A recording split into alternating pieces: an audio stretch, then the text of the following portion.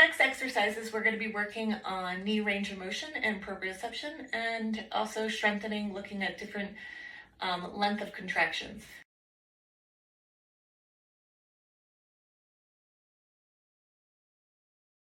So you're going to place, it's important for the first one, if you're going to be working on terminal knee extension, if you place it this way, it's not going to work. You're going to place the foot pad, so the right foot pad, the heel is where I'm going to be lining up with my knee. So if I line this up with my knee and this one's up with this knee, I can push down. You can see for my right knee. So if I push down and hold, push down and hold. If you want to do it for the left, you're going to push down and hold, push down. So I have that contraction right now. If I release, then you hear the release of down, and I could do just quick contractions like a pumping, or I can hold it for as many seconds as I want, and you'll hear the clicker as it releases.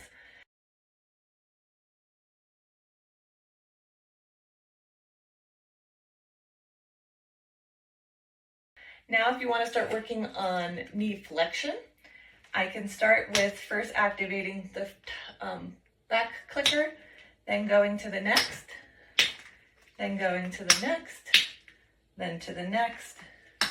And if you want to get one more, you can go right here.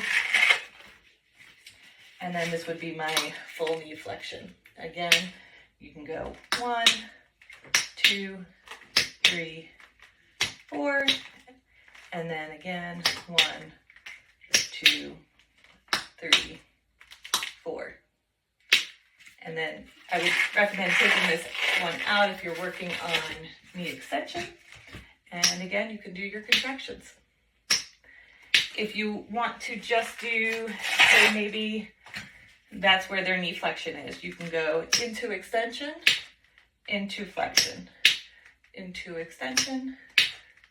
For this next exercise, this will help you with isometric quad sets or terminal knee extension in standing.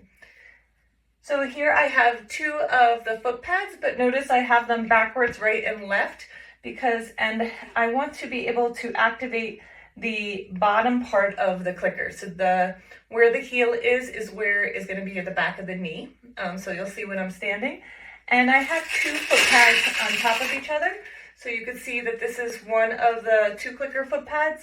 And then I just put one right on top of the other. You can also put 3 on top of each other if they don't have the knee range yet and you need to get them to go further and further. I also have the grass foot pads on the floor, and that's going to help with foot position. I recommend to get it as close to the wall as possible so it's easier to contract and activate the clickers. So here you're going to stand, and I already checked to see where my knee is. It's going to be right here at the bottom of the clicker. And then you can see I just activated the left one. So I'm going to push into it, hold 1, 2, 3, and then relax. Again, push, hold 1, 2, 3, and relax. So it's helping me with that force production to say push back. How many times you just keep saying to push and they don't know?